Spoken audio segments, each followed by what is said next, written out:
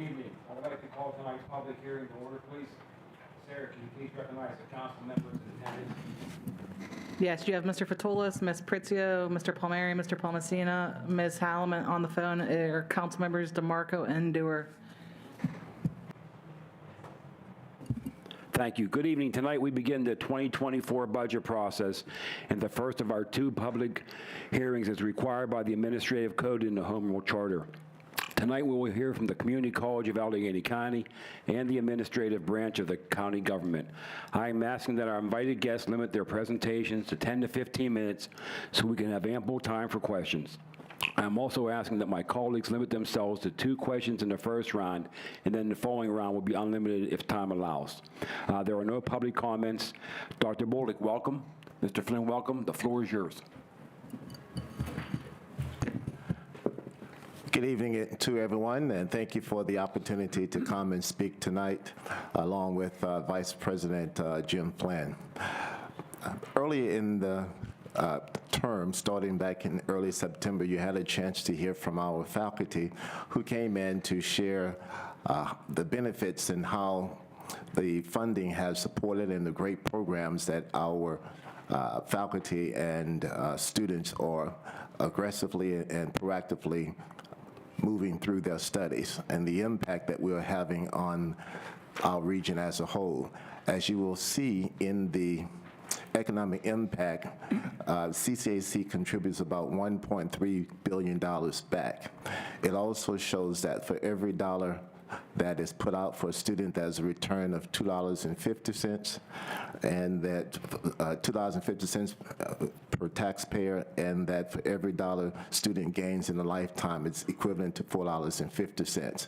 But one of the greatest initiatives is the an individual who earns the associate's degree will earn an additional $11,000 annually, which is a significant impact.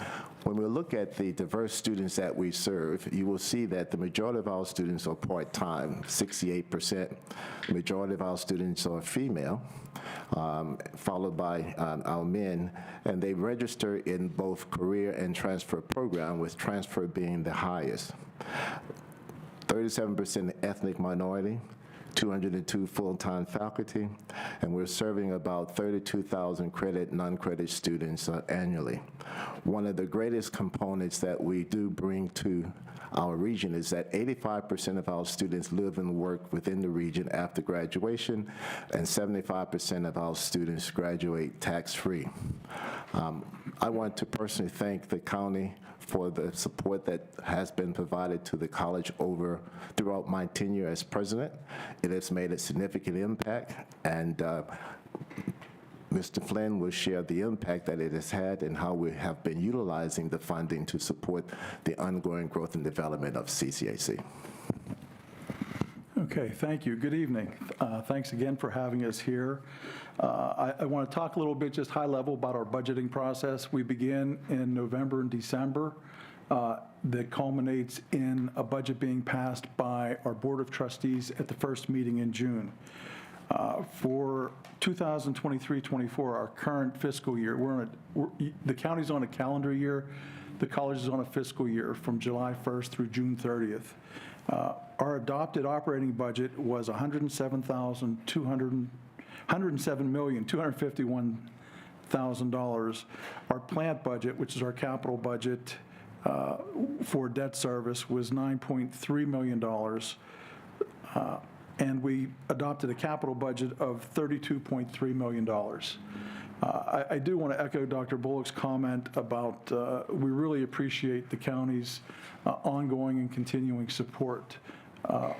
It plays very favorably. This past month, we had a tabletop rating review by Moody's.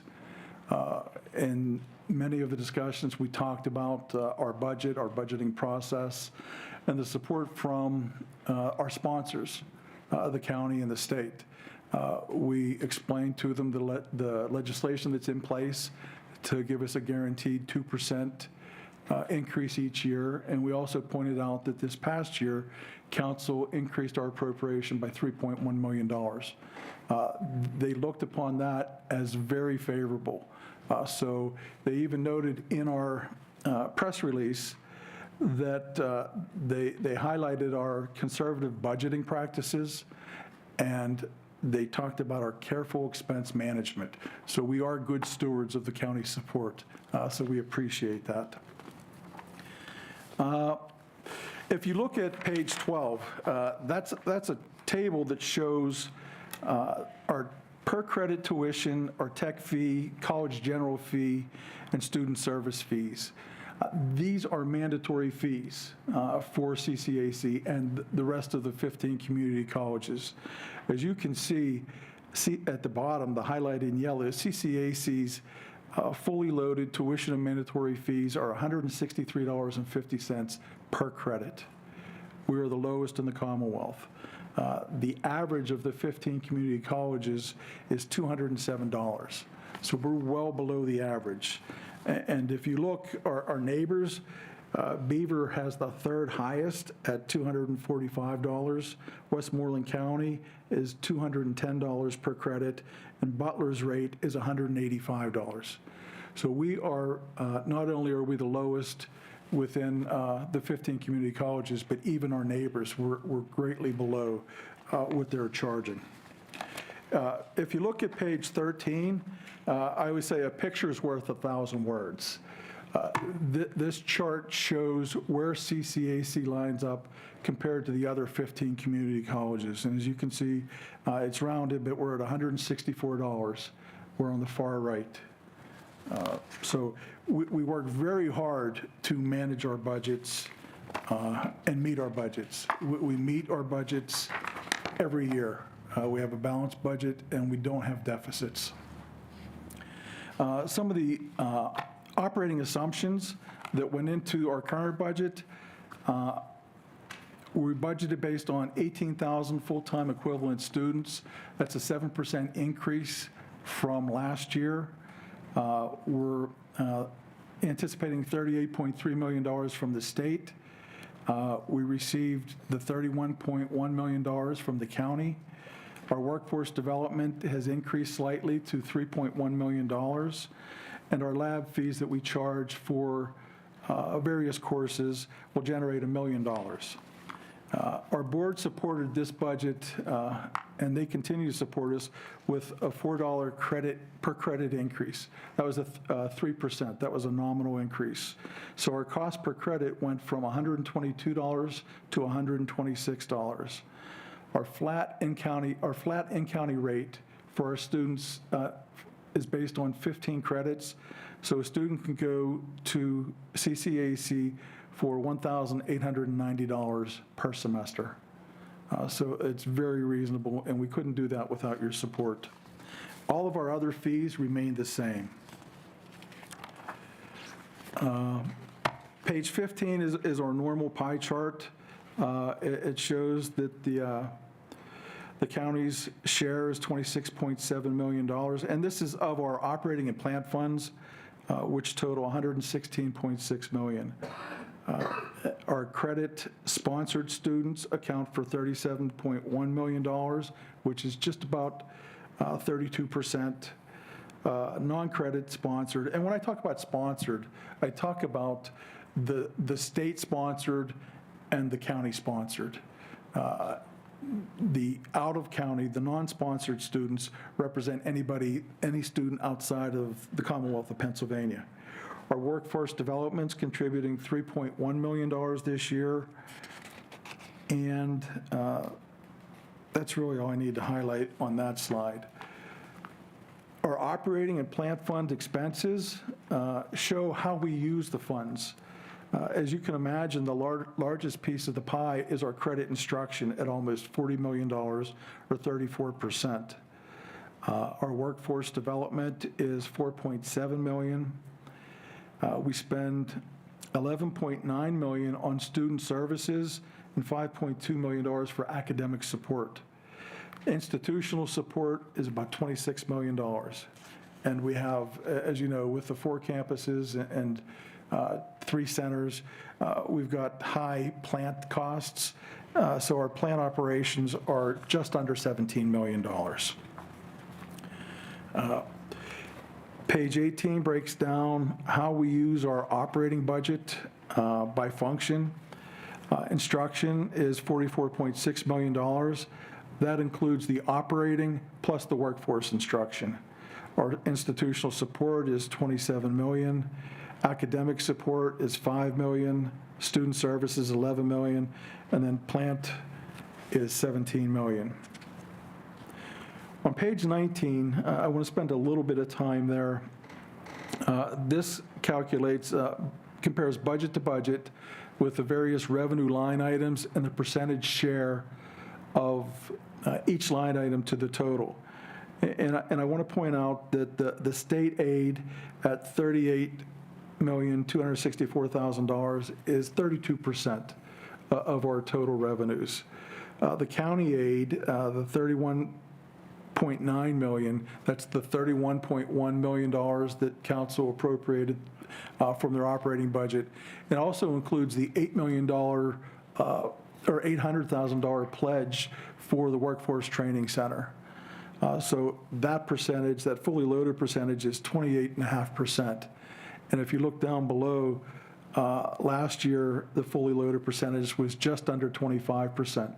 So the increase in appropriation that council approved for CCAC this year has increased their percentage of support. And again, it's greatly appreciated. So how did we budget the $3.1 million increase that we got last year? We didn't hire teachers. We didn't hire anything else. We focused our attention on services to our students. So we wanted to benefit our students. And I'm going to go through just a couple of them to show that we're expanding our services. The CHILL projects are mental health services that we provide at each campus. It gives students an opportunity to meet with a mental health professional, not a CCAC counselor or staff member. This is an outside mental health professional to receive mental health services and care. The students are billed, if they have health care, their health care is billed by the third party. And if they don't have health care, the college covers any expenses related to their treatment and care. We also implemented placement testing centers at each campus. We had heard concerns from students that the placement testing was clunky and not readily available. Many of them had to take the placement test online, especially in this post-COVID environment. So we opened up testing centers at each campus location. This also benefits the students because they can take their placement test there at any of the 4 locations all day long from 9 o'clock until 7 o'clock at night. But it's also for students that may have supportive service needs, students that have issues with taking a test in a big group or they need more time. These centers are open and available for those students that can be tested separately there. Again, we've got our DEI programs throughout the college. Examity online proctoring, that was a continuation of costs that were incurred under the stimulus grants. Those grants for us expired June 30th, so we needed to continue to have online proctoring for our students that test that way. We have online tutoring. BrainFuse is new for us this year. It offers 24 hours a day tutoring for many more subjects than we had available under our previous provider. These services are available in person during the day, but also online overnight. We have $300,000 for smart classroom upgrades, digital signage improvements throughout the college. Our allied health programs, we funded 4 mannequins for their programs. These mannequins were previously expensed under the COVID funds, but now they had to transfer to the operating budget. We also have the Big Read project. That was something that we hadn't had for a number of years due to COVID. That's where the college campus community is invited to read the same book. And in this year, it is, I don't have that off the top of my head, I apologize.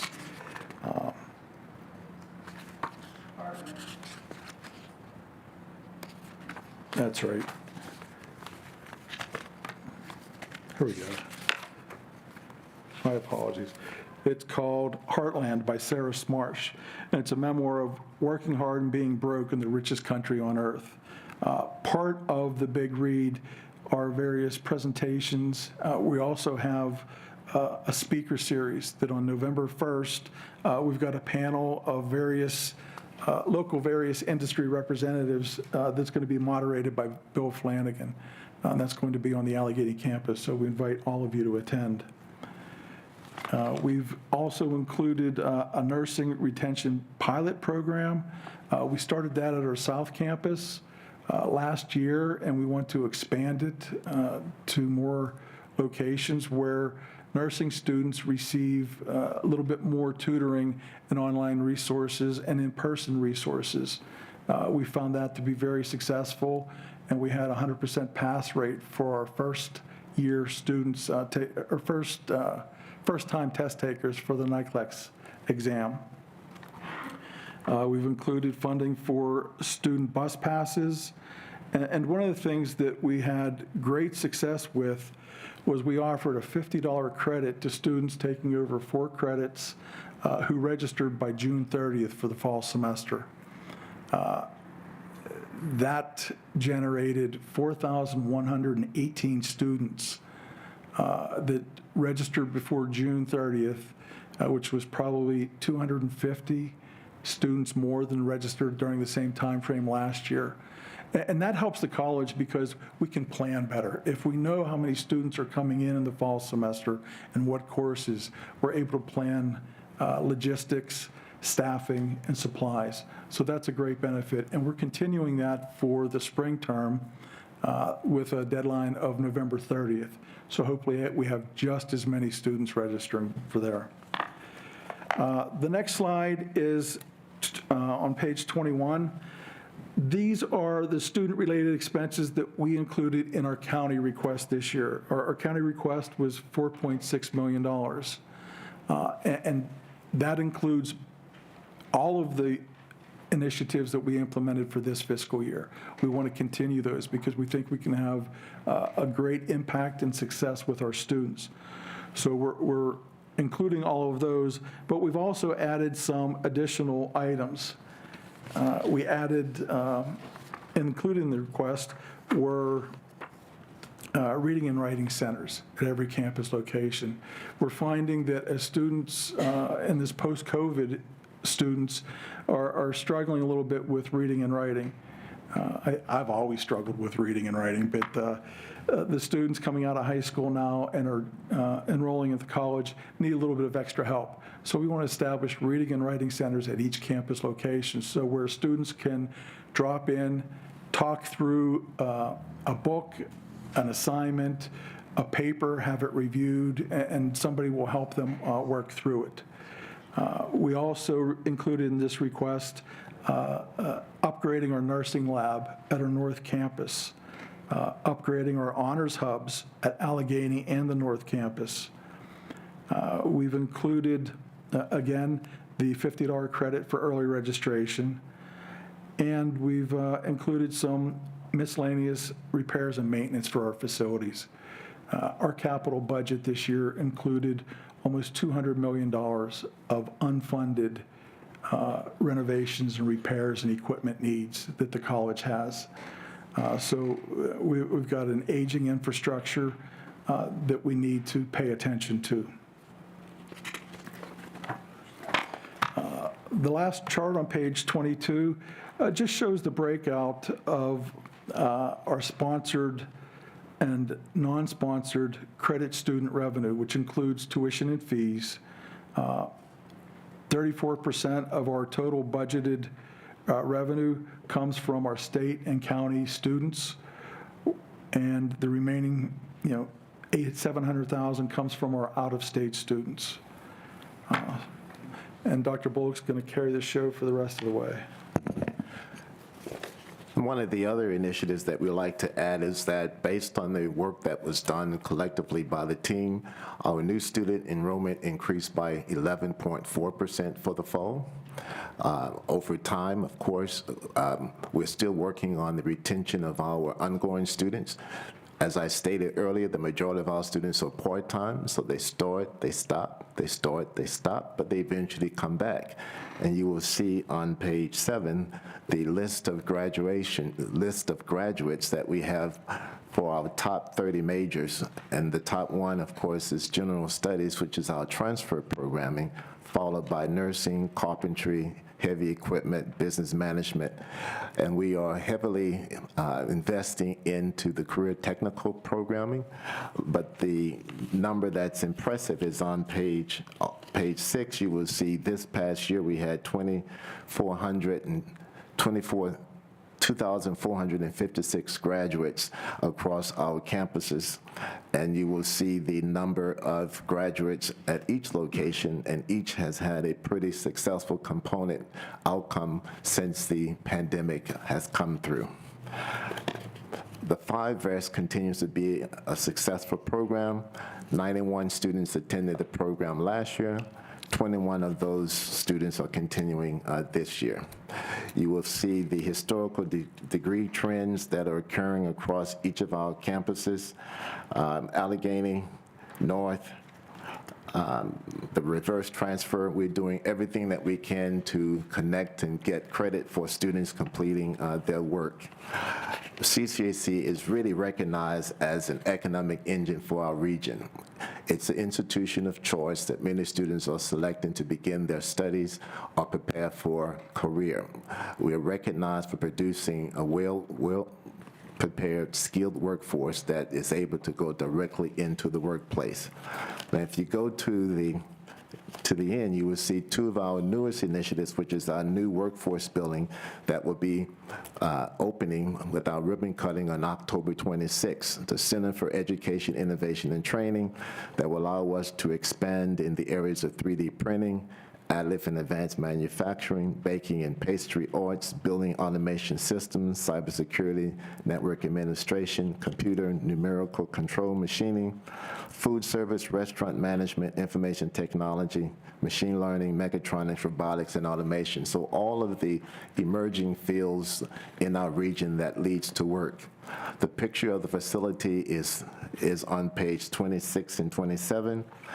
It will provide our students access to modern equipment and technology. And thank you to the county for the $5 million that you contributed to support the $43 million that's the cost of the facility. And then on the page 29, it's our new Center for Teaching and Learning that will be used to provide our faculty one-of-a-kind access for faculty to engage in various professional development and training, small group discussions and work, and have access to work with each other, work closely with our academic leadership, along with our virtual campus that would be housed in that building. And then finally, the Educational Foundation continues to be a strong supporter of the college. The endowment as of 22-23 was $24,609,258. Last year, they raised $1.7 million. We also distributed $554,000 in scholarship funds, and out of that number, 325 scholarships were from the recently awarded Allegheny County Dr. Charles J. Matone Endowed Scholarship, which has been a great resource to many students at the college. And the last page, you will see the enrollment across our county district. You can see that our students are represented in each one of the areas and districts. That concludes our presentation. Thank you.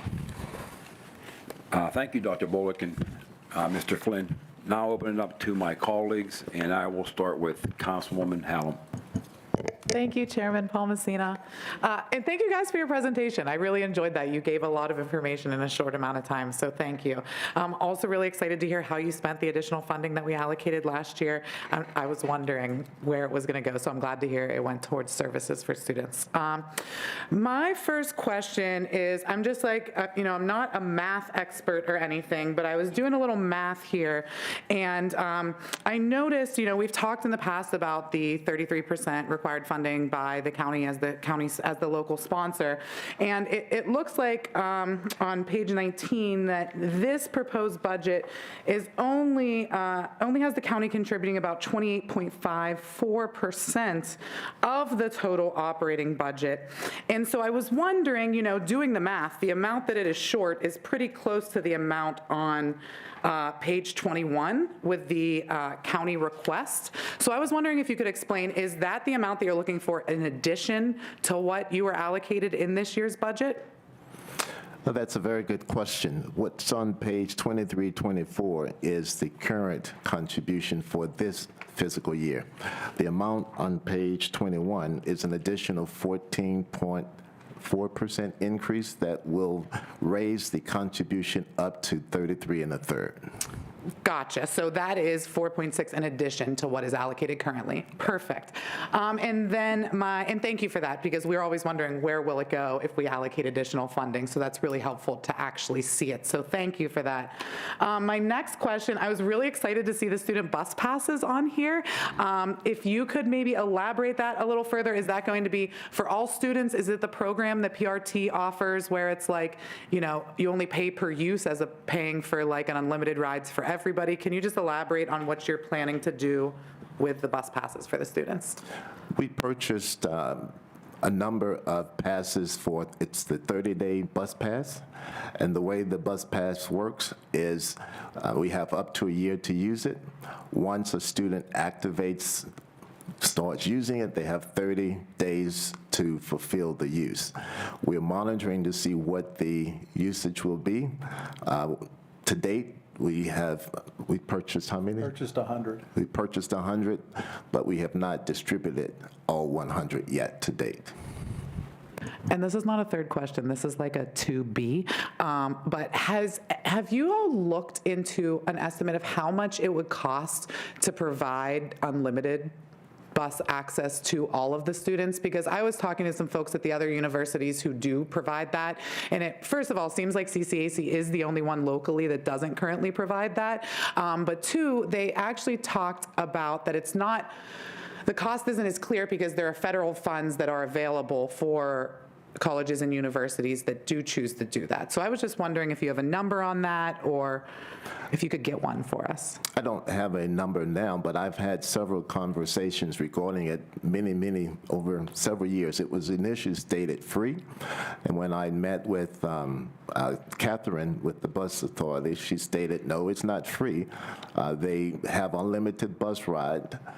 One institution, I think their fee is $175 per person, meaning everyone pays if you ride the bus one time, 2 times, and then on a monthly basis, they bill the college for the actual amount and it's paid out of the funds collected by the college.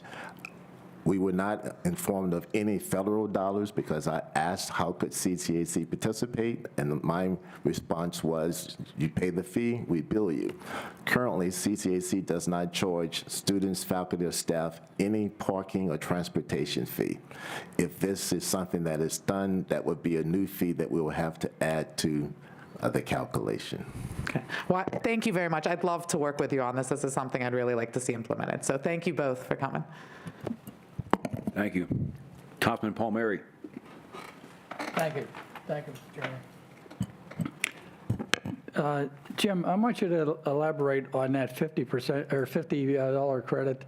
We had a hard time understanding that, if you recall, in the boardroom. So I'd like you to give the history of why and how that's happening, please. Councilman, many of our students wait till the last minute to register. And one of our initiatives with our strategic enrollment plan is to increase our retention. By offering this incentive, it helps with our retention. And as I mentioned, a student that takes more than 4 credits and registers by June 30th will receive a $50, if they've paid their account, they'll receive a $50 check. If they still have a balance, a credit will be applied against their account. And this just incentivizes the students that may be on the fence and say, okay, fine, I'm going to register, I'm going to get $50 back. but it helps the college because we can plan our resources much better. Yeah, I remember when you brought that all up at the meeting that afternoon. We went over and over and over again, and you did a great job of trying to explain it, but still, it was convoluted. I hope everyone understands now why we did that. The other thing I wanted to ask you, out of all the new, with this $4.6 million in addition, you had a whole list of requests here. Give me the best two. What's the best two that we could spend this money on? The best two new requests? Yes, the best two new requests. So I'm looking at the previous slide, number 20. I think that the best two new requests, I would go with the reading and writing centers at each campus, and then anything related to the aviation program to help defray the cost of our flights. Our students incur probably close to $50,000 in total between tuition and the personal flight time they have to get their hours to receive their pilot's license.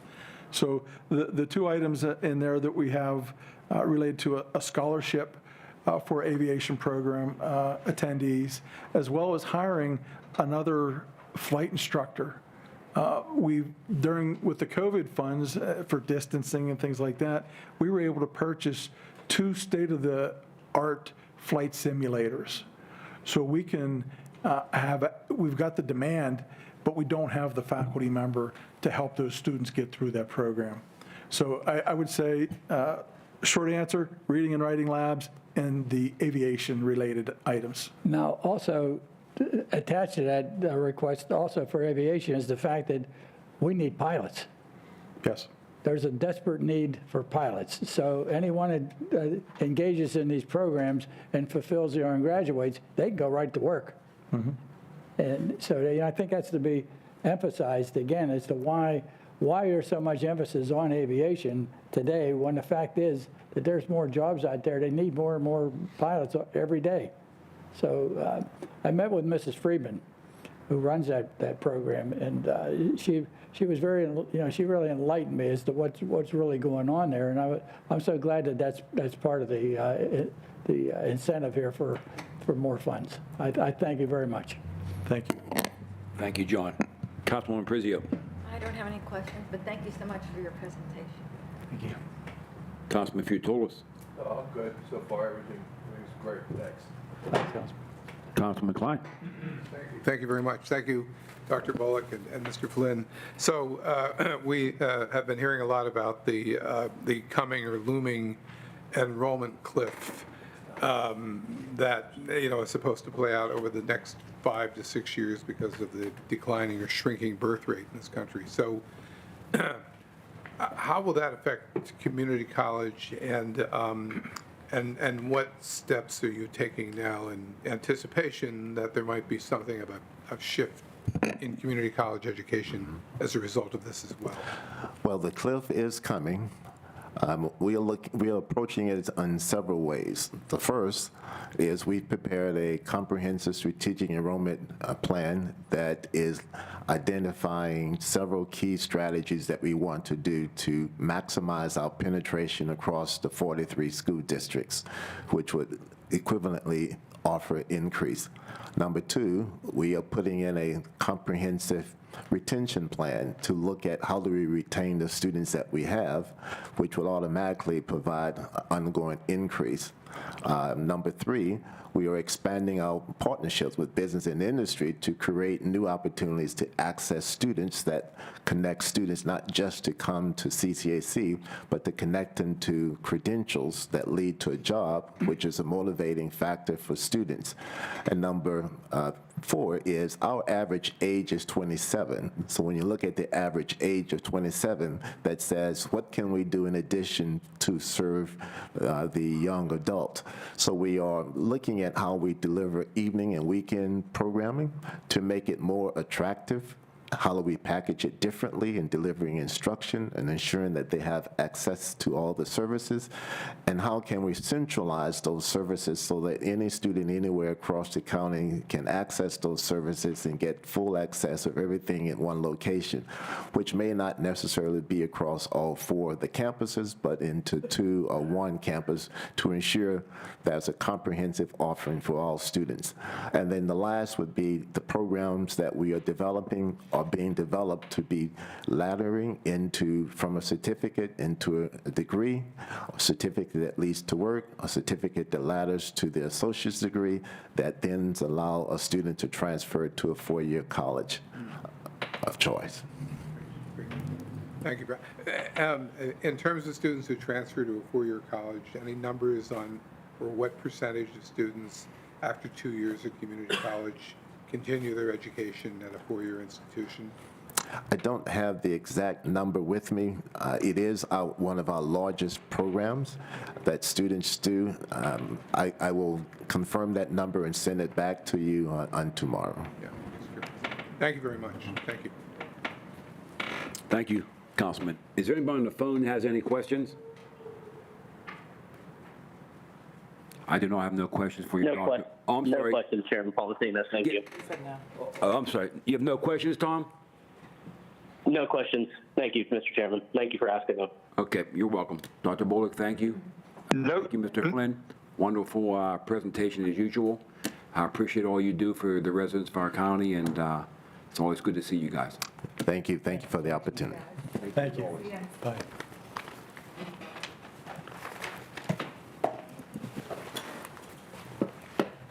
County Manager Liptek. County Manager Liptek. Let me bring up 2 deputies from budget. Bye, Sure, Jim. absolutely. Bye, Dr. Bullock. Grab one more chair, please.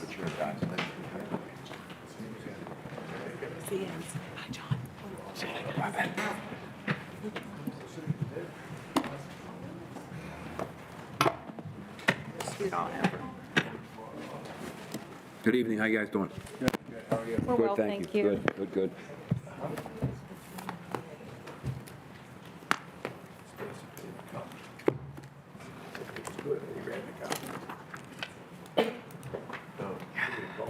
Do you need her name? Jennifer Liptak. How do you spell it? Liptak. Good. Adam Lentz, Lentz. Timothy Cox.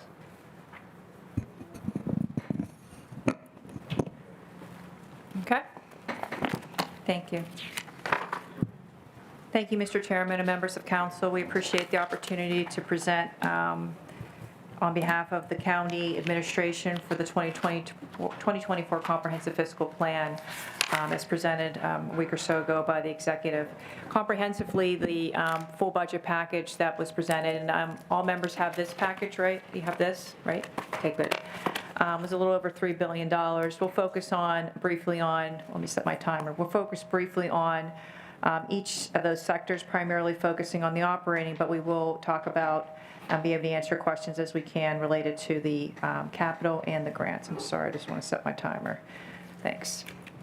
So overall, once again, we are recommending no tax increase for the year. We're very proud to be able to present that to members of council. I do credit the work of the departments and also the budget staff for working year over year to try to continue to spend efficiently and provide as much service as we can to the county. And I appreciate council's support in those budget processes as well. This year's operating budget is $1,054 million. We've reached $1 billion. We reached $1 billion last year, and from there we're going to keep going. I just want to go over first kind of the history of how we run our funds. For those of you who are newer, those have been around a long time, I apologize if I'm repeating myself. So we run basically on an operation, again, of about $1 billion. we have right now an unassigned fund balance of about $56.1 million. That represents about 7% of our operations. Best practice is about 5% when we go out for debt, meaning that if we have at least 5% when we go out for debt, more people want to buy our bonds, which means we'll get a better, because we'll have a better rate and we're more secure. And they understand that if something happens to government, we'll have the funds available to continue the going concern. Overall, we have assigned and unassigned right now as the end of 2022 of about $100 million, but 56 of that is unassigned, which means it's not restricted for any specific use. Moving into our cash, throughout the years we have improved our cash position from 2012 when this administration first came into office till now. We have a very strong cash position. We look at our cash, we look at our general, but more our total unrestricted. Throughout the years, if we have issues with cash, we can move it from one fund to the other as long as we repay it by the end of the year.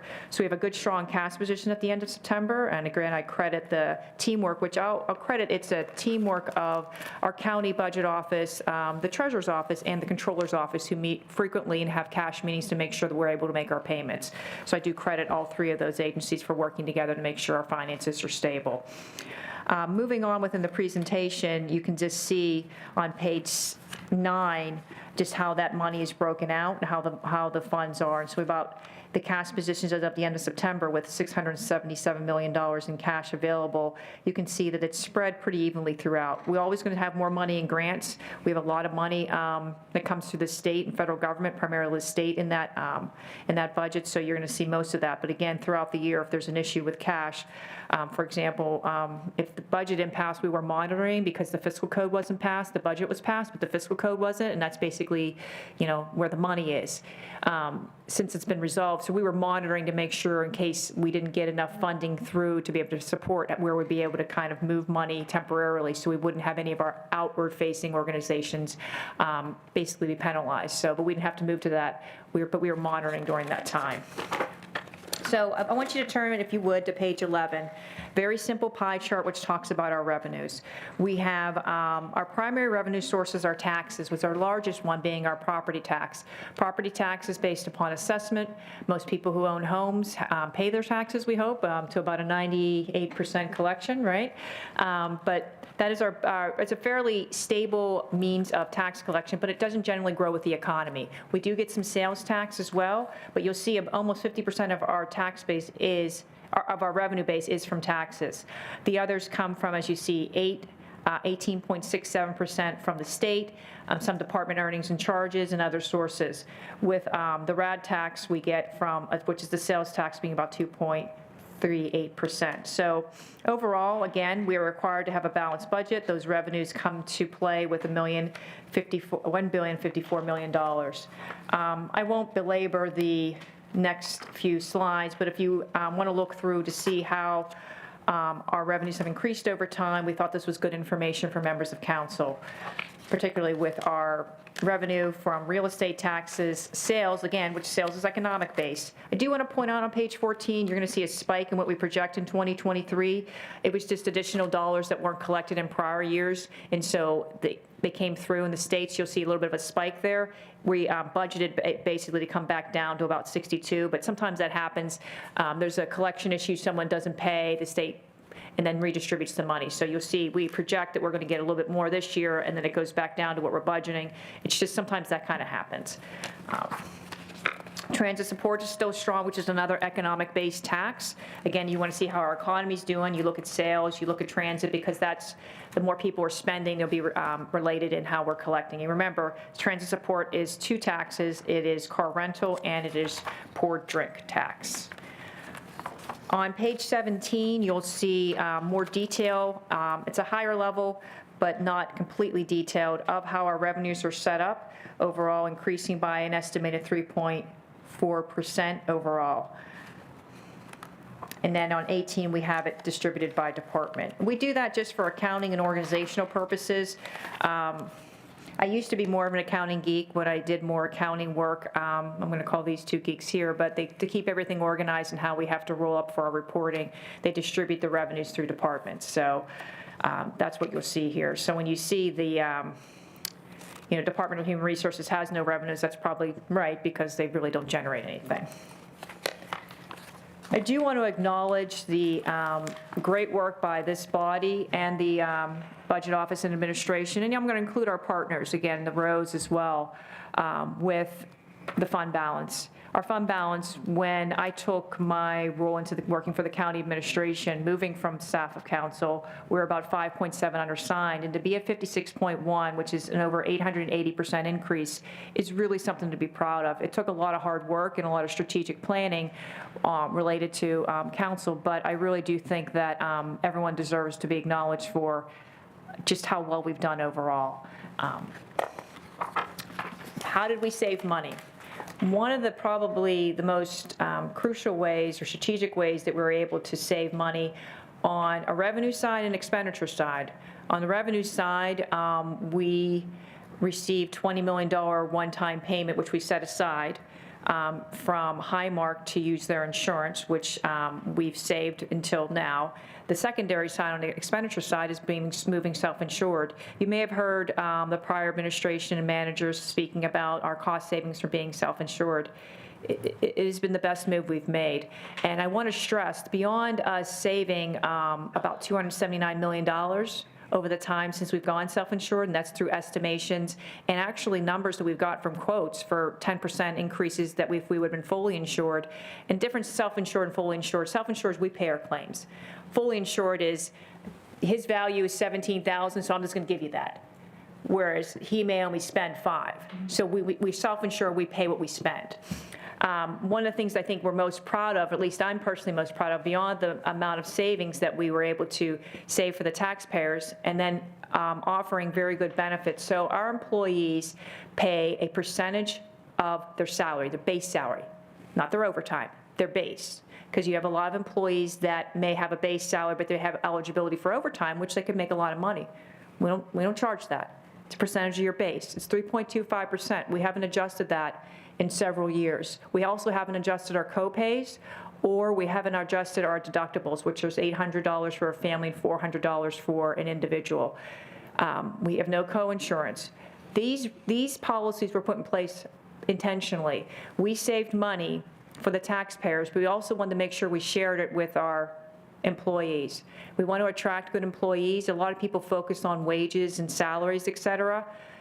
Sometimes if you're making $30 an hour out in the corporate world, you're paying $15,000, $20,000 a year in insurance.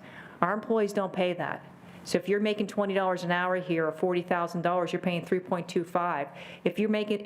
If your base is $40,000, but you earned $80 through overtime, which sometimes happen, you're still only paying your insurance based upon $40. It was something we felt was important as a way to try to attract people to work for the county, and we think it's been doing a good job. So it's something I like to highlight because we really do encourage our employees to utilize their health care, and we want to also provide good quality because healthy employees are good working employees. By the way, COVID and flu shots are available right now through the county at 9 different locations. I got mine today, 2. This one hurts, this one doesn't.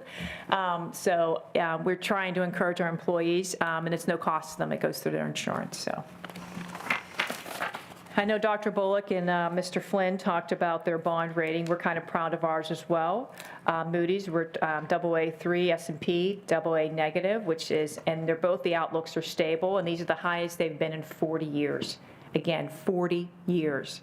That is unbelievable stability. We also get credited for strong management and fiscal operations within our government. It's something that we're very, very proud of. That's the outside world looking in on us. Sometimes we only focus and see what we're doing in here, but when the outside world rates us this high, it's really a testament to the strong financial position and the strong management we have within the government. So we really do appreciate council support as well. I'm trying to make sure I'm not going over, Mr. Chairman. We do have a lot here. On our operating budget side, if we move to page 25, you'll see how the funds are split up. We have a pie chart. This is the same pie chart we have in our comprehensive fiscal plan we gave to all members here. We wanted to try to just get it on this page for you. You'll see the majority of the money we spend is on health and welfare. Public safety takes up almost 30%. Culture, recreation, debt service at 7%, and general government about 8%. So again, totaling about $1 billion, $54 million in total.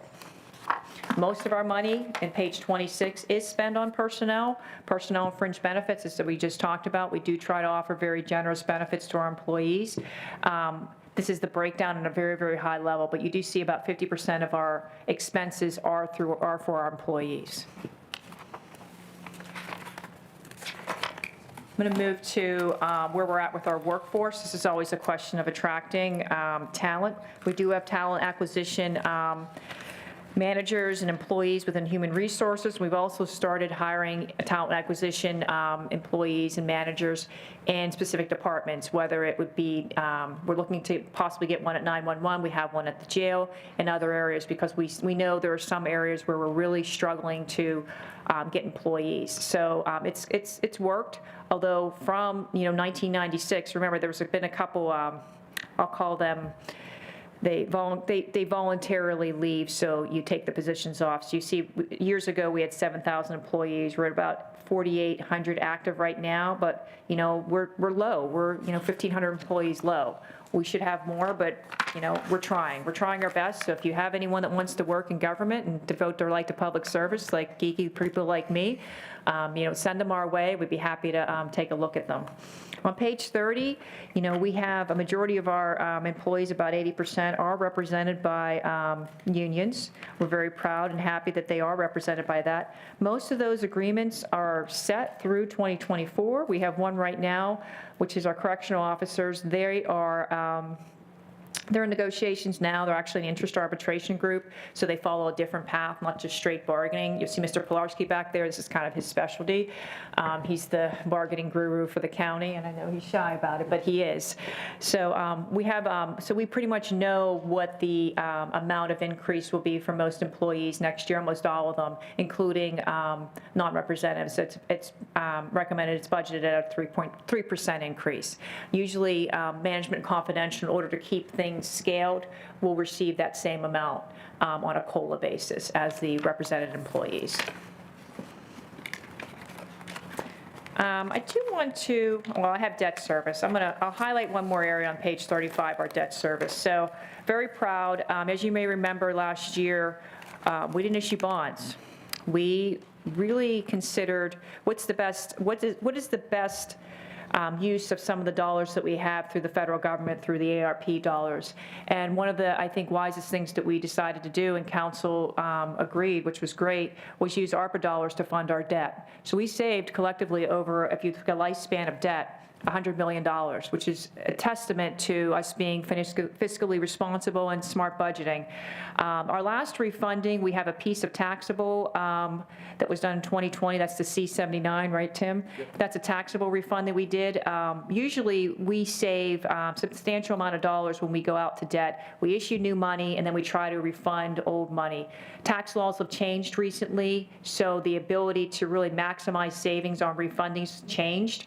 We also anticipated, interest rates were going to be fluctuating, which they did. So us using ARPA dollars this year in a tune of, it was about, was it 67 through ARPA projects, and then was about 40 or 30? 40 million in 23 budget, and we supplemented the 22 budget with about 67. 67, right. So over 100 million of those dollars for capital investments, which is, that's good. So very proud about that, appreciate the support, and again, that starves off a debt issuance. We are anticipating a debt issuance needed for 2024-25. I always recommend going out for 2 years at a time, because going out for 2 years at a time, you get efficiencies with some of the fees you have to pay, et cetera. So we're estimating the need next year will probably be, for the 2-year period, about $140 million. That could change. We're estimating about $69-70 million in bonds used for 2024. If you look on page 36, this is a layering of how the debt payments are made. Now, the new money we're anticipating are not layered in here, but you see this nice, it's like a little roller coaster down, right? That's what you want to see. You want to see your debt kind of flat, and you want to see it kind of going down. When we layer the new debt in, you'll see a layer coming up and continue to go down. If you start seeing spikes, rating agencies don't like that because that seems inconsistent. You want to have a nice, smooth debt service. And we're very proud that we've continued to do that and gotten our debt under control. People wonder, how much money can you borrow? Well, you can borrow a lot. It's just, if you're able to pay for it. If you look at our 2022 debt limit on page 37, you see we do have a very expansive amount of debt that we could take out, but I don't think that we would really be able to pay for $5 billion in available debt without substantial revenues to do that. So we are far below our permissible debt limit, but that usually comes up. I wanted to mention one department that I thought would be good to highlight, just so, because sometimes members, you're familiar with a lot of departments, but this one, I think, to me personally, especially being a mom, is pretty special. Our Department of Children's Initiative has been doing phenomenal work. Director Metacoris, I always say her name wrong. Mekatoris, I call her Becky. She's out in the community, and she's really focusing on trying to upscale and improve, stabilize child care services and the quality of such by supporting capital projects for facilities and also training. But the other piece that's very important that we've used dollars for is hitting that threshold. And so you have people right now that fall under the family income for child care works. So that's a state income limit. If you go above that, you get no support. So what she had recommended, the program we put in place is through the, it's called our Allegheny County Child Care Matters pilot program, is that we've look at people who earn between 200 and 300% of the federal poverty guidelines. So it's above what we get. So for example, if you're a family of two, under the state program, you can't make more than $39,000. Under our program, you can't make more than $59,000. Between $39,000 and $59,000 seems like a lot of money, but if you pay for full-time child care, it's not a lot of money. So what Becky's pilot program is doing is giving vouchers to child care agencies for qualifying families to help support child care. Helping support child care keeps people working, and it actually, no offense to the men on the council, it helps women because it allows women to either maintain their jobs, right, or go back into the workforce quicker. So the investments that we've made so far within this program have primarily come from ARPA dollars, but there's been some other unique sources of revenue used as well. But the American Rescue Plan, $20 million was used to support that program. We've had some other grants as well, and also the last piece that's being used to support that program and others is some of the opioid settlement money. And I'm really proud of this piece as well, personally, because when we talk about people with opioid use disorder, we talk about treatment. A lot of the things that people forget about beyond treatment is support. There's stresses in people's lives that a lot of people face. They need treatment, but they also need to help relieve the stresses. Stresses in life can bring back addiction to people. So child care support, among other things that we're providing through those dollars, have been really great, and the program's very successful, and Becky's people are really, really happy that we're participating in it. So it's an extra piece. It's a highlight department. I can give you guys more information or come and talk to you with Becky at some point if you want about it, but it's really, really something good, and it's not really being done anywhere else, but it's being done here in Allegheny County. So just wanted to highlight that department. You should be really, really proud of what the work she's doing. Remember, investing in our youth can help improve our future. Lastly, I'll go over our capital budget. Again, I mentioned about $70 million. It's actually $69,900,000 in bonds is what we recommend at this point. We did a lot of our big bridges. You see the sister bridges are almost done, right? You go back, I've been walking over to check on them. They're beautiful. That's the color name, they're being strung for lights, which is fantastic. But you'll see in the program, overall is the budget's $116 million, and our program areas for spending are primarily the same. We want to make sure we get our roads done. We want to make sure our bridges are safe, invest in our parks. Those are, and also support some of our agencies, including Community College and the Pittsburgh Regional Transit. I know I'm past my 15, so I will turn it back over to you, Mr. Chairman. I'm sorry if I went over a little longer, but I do thank you very much for your time, and I'm prepared to answer questions as I can. No, thank you very much. I really only have one question. Yes, sir. If you can just touch base on some of the projects that you have planned for the remainder of the ARP money. Yeah, sure. Let me get them out. So I briefed council with Patrick Dowd. There's just one exciting one of our health lab. It's a $35 million project. That's one. We have assigned most of the dollars for use because we have to have it committed by the end of '24. After that, and that commitment has to be it's not on the back of an envelope. It's actually like committed in an accounting system. And then we have 2 years to expend that. And we really did appreciate the federal government making those changes to the guidelines, because sometimes you can get a contract and a project let, but they take longer than you anticipate. So everything has to be committed by the end of 2024. Right now, we probably have about 50% of it spent, which is pretty good tracking. We're probably a little bit behind tracking, but again, we have a bigger project like that $35 million for the health lab. That one's going to take a little longer to spend down. But as I said, we have $20 million that DCI is using for childcare, and then we have projects that are kind of spread throughout the departments. One of the exciting projects, and I'm going to bring this up if I may, this relates to it, was the radios that our 911 department distributed was about $11 million. And I want to talk about one other project within the capital budget that kind of relates to that, is a last phase full-scale upgrade of our communication system. So the 911 is really the backbone of communications, and sometimes people think of it as more public safety, but really, if someone's in medical distress, they call 911. Right? So that's not just public safety. It's really health, wellness, and public safety for everyone. Our system right now, I'm going to equate it to, and Chief Brown may not like me saying this, but it's like we're going to move from a flip phone to a smartphone. So we're going to go from an analog to more of a digital system. In that, we've probably already distributed about 28,000 radios across more than 370 different types of divisions, EMS, fire, police. We're going to distribute another 6,000 upgraded radios, but also improve our tower system. This is a massive project. They've been working on it for about 2 years, and we're almost through the final negotiations of it. The tower systems, we have towers all over the county. They will all be some will stay in place, some will be moved and reconfigured to be more efficient, but this system will be created that will be able to expand and contract. Meaning if there's an issue, it'll be able to expand to communicate and talk to the state and other agencies, and then contract back down to the needs it can be. It's also a system that can support, like if Public Works has an issue, right? Say there's some type of road issue or a bridge issue, you can expand and add an agency in, and they can use it, and then you contract it back out and not. So we're going to move our system ahead. And I know that's something that I know President Katina had mentioned his concern about 911 and others. It's an investment. It's a long-term investment. We anticipate it's going to be payments over 7 years to improve the system, but I don't think there's any other infrastructure improvement beyond that. So that's a project we're kind of excited about. But it relates to, it started with the ARPA, and then we're moving to, it's going to be paid out of capital. Will be paid out of bonds probably for the next 7 years. Okay? Okay. Yes, thank you very much. Sure. Councilman Palmieri.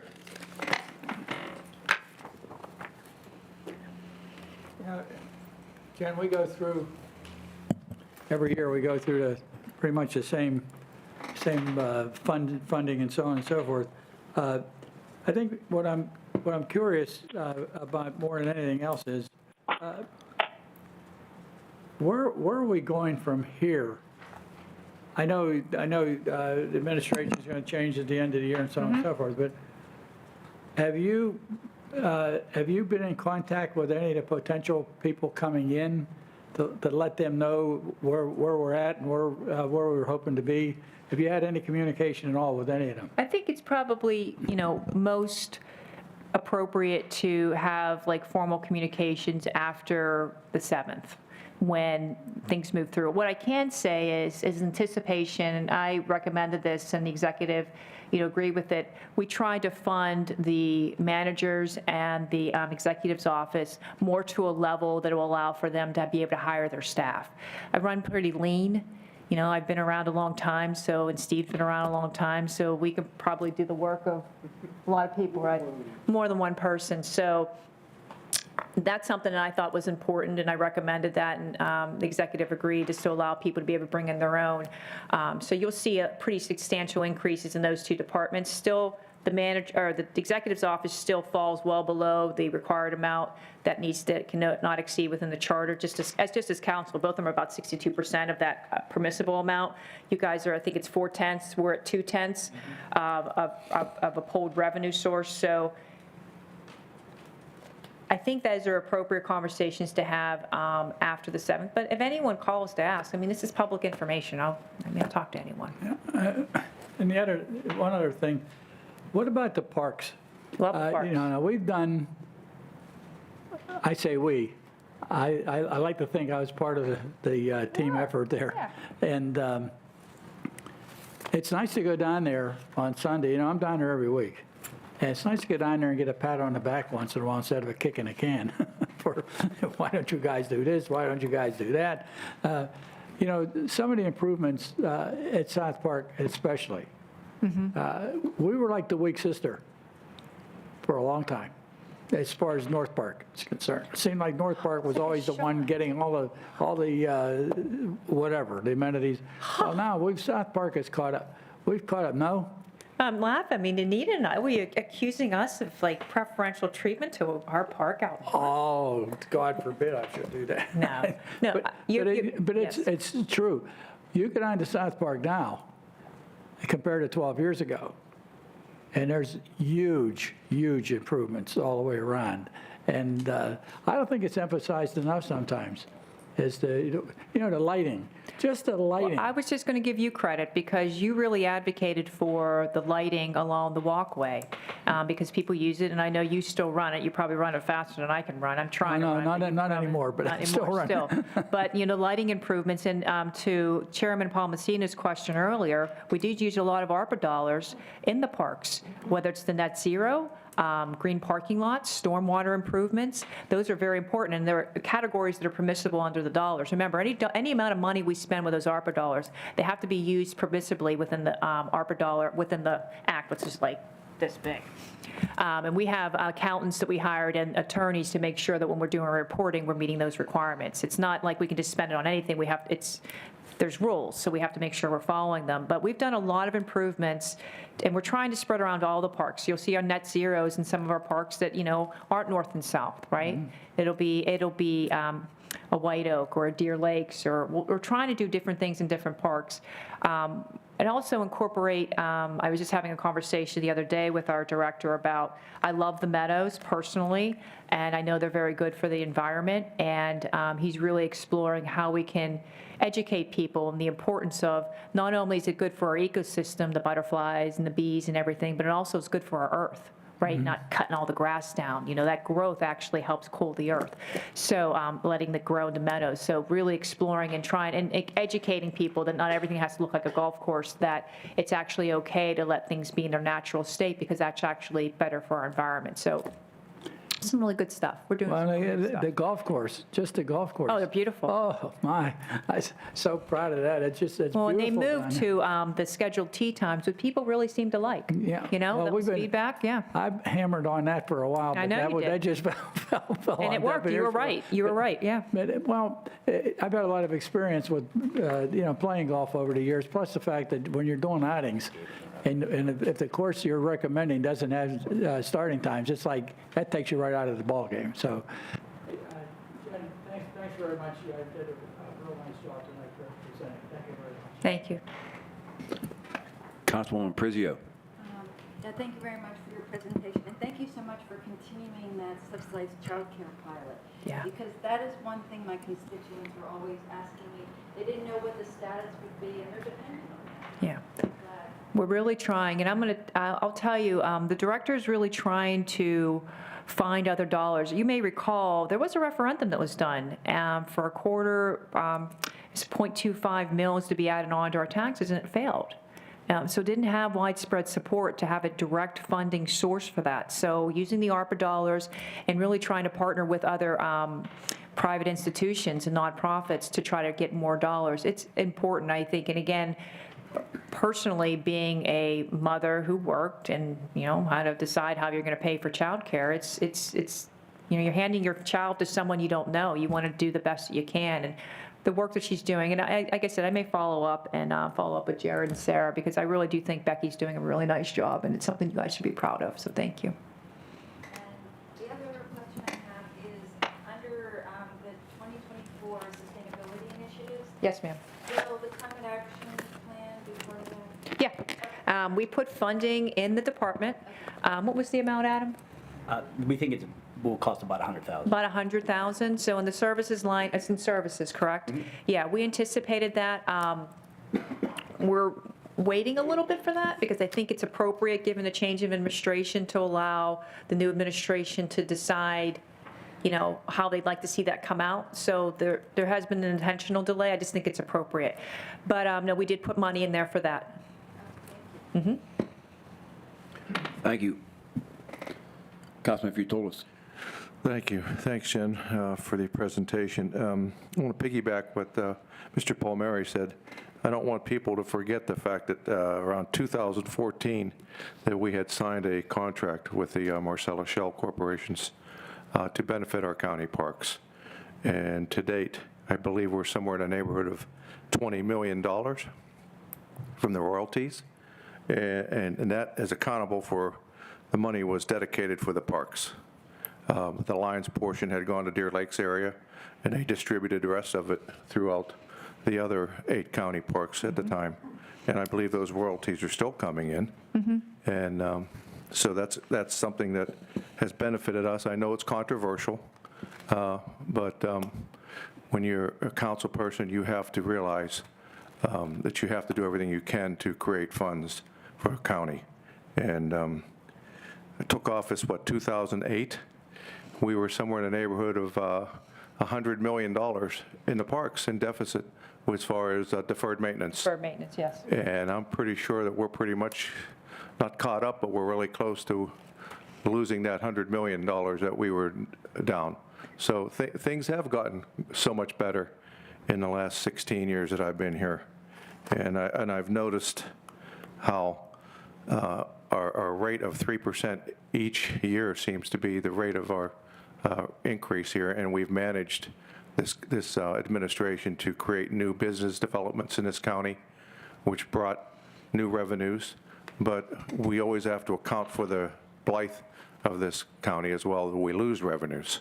So I don't know what the percentages of those are, but I know that's very difficult for us to keep up with that, and we haven't raised your taxes since 2012. Right. And we've been able to maintain that, and it's a good thing. And I applaud the administration for being able to keep us in the right line as far as our budget is concerned.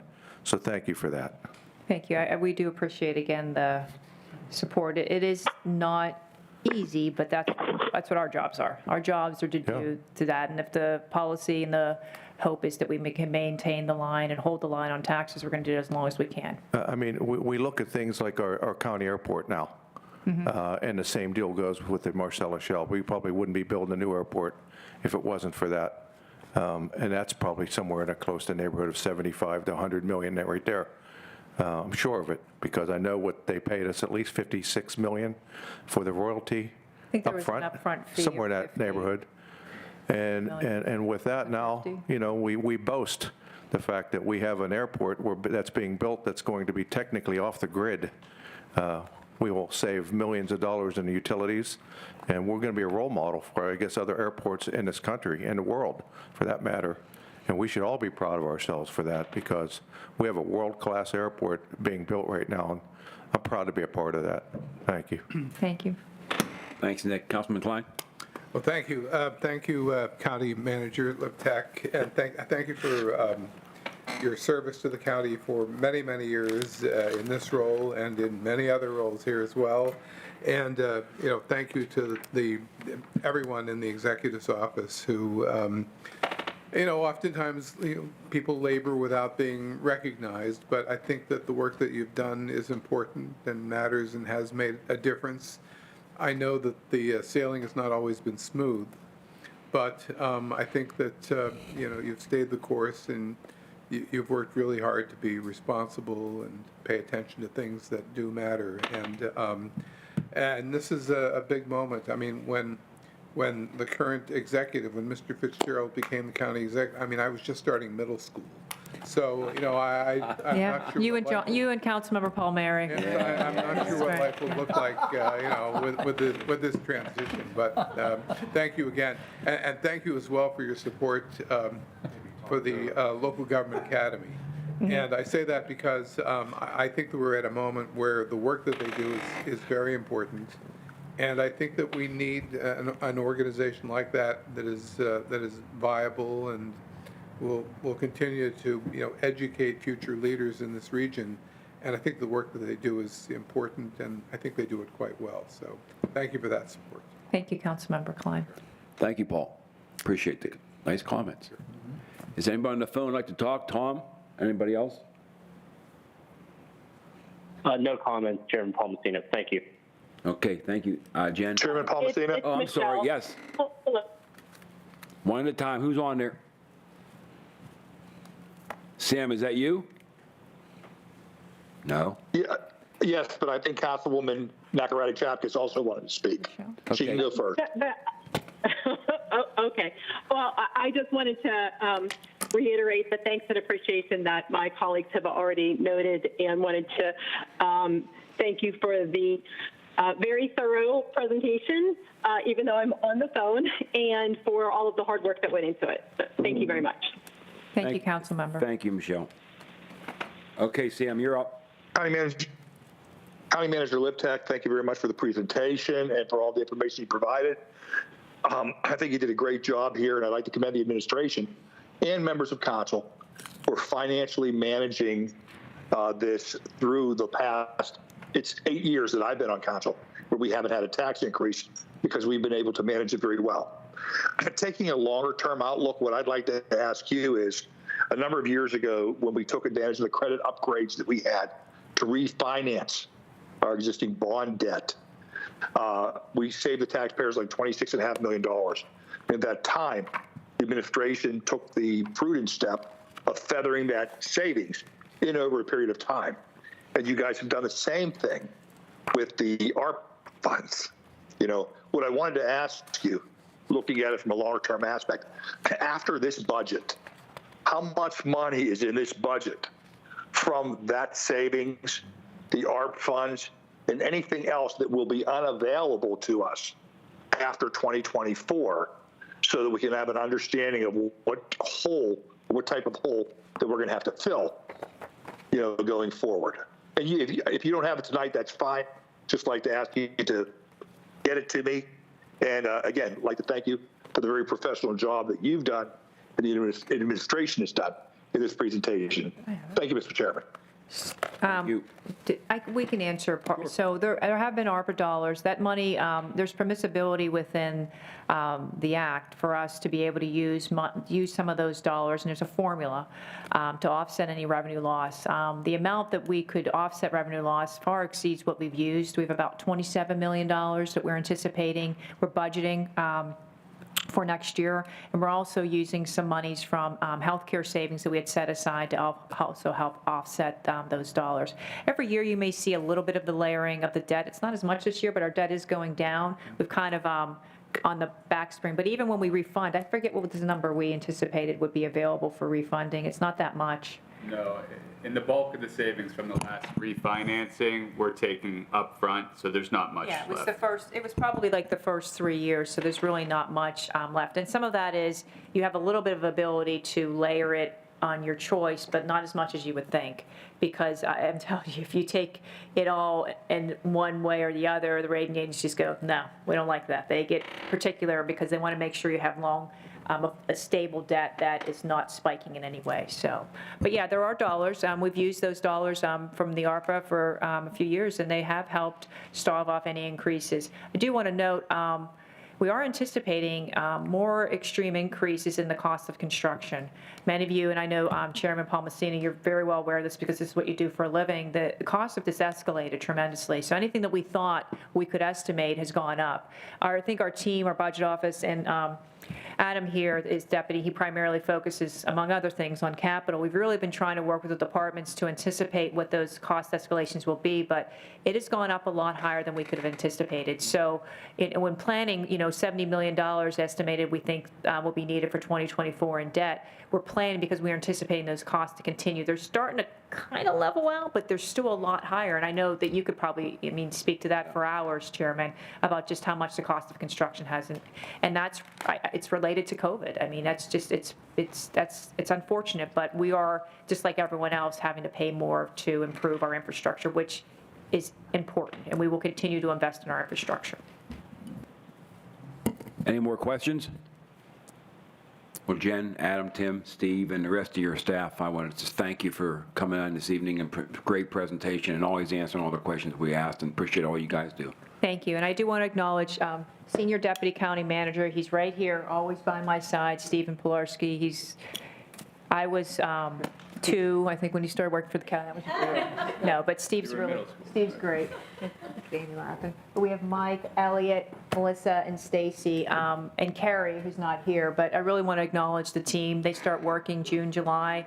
It's a big haul to put together $3 million of a budget overall, $3 billion, and I just really want to applaud them for their work, and Tim and Adam as well for leading the department. So thank you very much for your time, and Absolutely. you have a good Thank you night. for all you do. Thank you. Have a great evening, guys. Thank you for coming out.